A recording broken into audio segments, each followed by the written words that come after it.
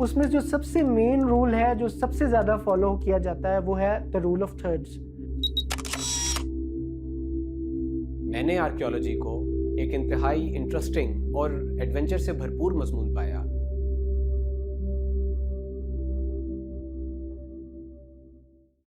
अस्सलाम वालेकुम। मेरा नाम साहिबज़ादा मुनादी अहमद है और मैं पेशावर से बेसिकली बिलॉन्ग करता हूँ और मैंने बीएस फाइन आर्ट्स किया हुआ है।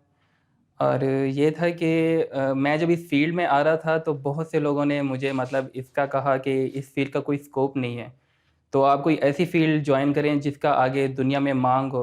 लेकिन ये था कि मैं इस चीज़ से सैटिस्फाई नहीं था और मैं चाहता था कि मैं वो काम करूँ जो मुझे शौक़ है। तो मैंने फिर ये किया कि मुझे पहले तो बचपन से ही शौक था, मैं पेंटिंग वगैरह, स्केच वगैरह करता था। मैंने पहला पोर्ट्रेट जो था स्केच में, वो मैंने अपने वालिद साहब का बनाया।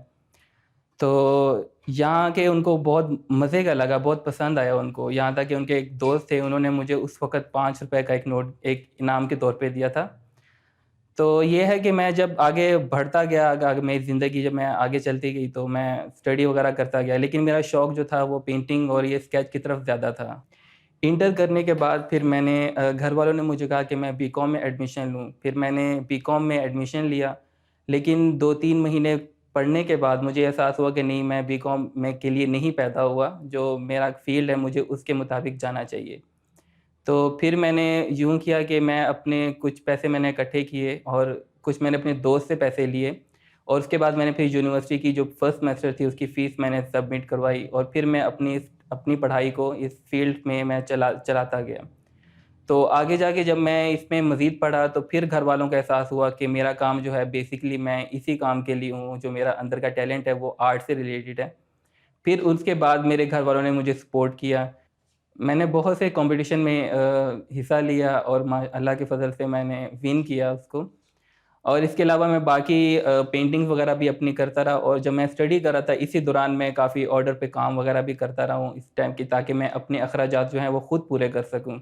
आर्ट की मुख्तलिफ़ सी कैटेगरीज़ होती हैं, इसमें आर्टिस्ट अपनी-अपनी फ़ील्ड को जॉइन करते हैं, जैसे इसमें स्कल्पचर का काम होता है, इसके अलावा मिनिएचर आर्ट होता है, प्रिंट मेकिंग होती है। इसी तरह मैं ऑयल पेंटिंग की तरफ मैं चला गया और मैं उसी पे काम कर रहा हूँ और ये है कि इसमें मुख्तलिफ़ किस्म की आप ऑयल पेंटिंग में मुख्तलिफ़ किस्म की इसमें भी कैटेगरीज़ होती हैं, जैसे कि एब्स्ट्रैक्ट आर्ट होता है और रियलिस्टिक वर्क होता है। अब एब्स्ट्रैक्ट जो होता है उसमें आप देख सकते हैं कि मुख्तलिफ़ रंगों को मिलाकर एक पेंटिंग बनाई जाती है, जो एक अब रियलिस्टिक तो नहीं लगता, लेकिन वो बहुत एक आँखों को खूबसूरत लगती है।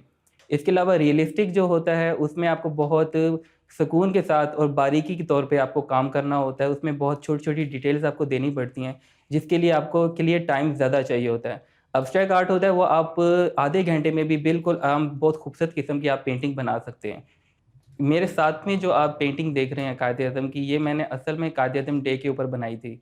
और जब मैं ये बनाना मैंने स्टार्ट किया तो फिर जिस तरह के आर्टिस्ट के दिमाग में मुख्तलिफ़ किस्म की सोचें आती हैं, मुख्तलिफ़ किस्म के कॉन्सेप्ट आते हैं, मैंने उस कॉन्सेप्ट के मुताबिक मैंने ये पेंटिंग बनाई है।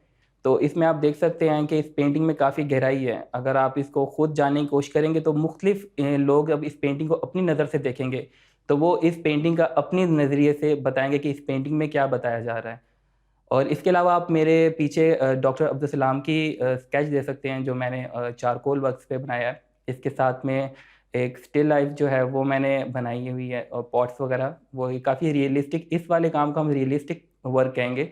और ये इसमें काफ़ी आपको टाइम चाहिए होता है, तकरीबन आपको एक पोर्ट्रेट बनाने में 20 से 25 घंटे भी अगर आप लगाएँ तो वो भी कम होते हैं।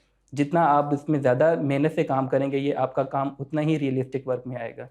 आखिर में मैं यही कहूँगा कि जिस चीज़ में आपको शौक है, आपको सिर्फ़ उसी में जाना चाहिए। स्कोप जो है वो आप खुद बनाएँगे।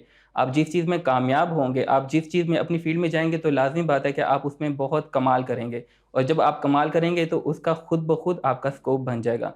आपने स्कोप के पीछे नहीं जाना कि आपको लगता है कि वो मेरा दोस्त जो है स्कोप की तरफ जा रहा है, वो इस फ़ील्ड में जा रहा है और आप उसमें चले जाएँ, जबकि आपको उसमें कोई खुशी नहीं है, कोई दिल से आप नहीं जा रहे।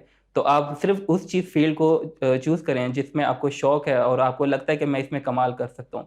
शुरू में आपको बहुत सी मुश्किलें हो सकती हैं कि आपको हो, लेकिन आप उसको अगर आप डटे रहें और अपने काम को आप मनवाएँ, तो आप लाज़मी बात है कि आप आखिर में इंशाअल्लाह जो है उसमें आप कामयाब होंगे और लोग आपको मानेंगे।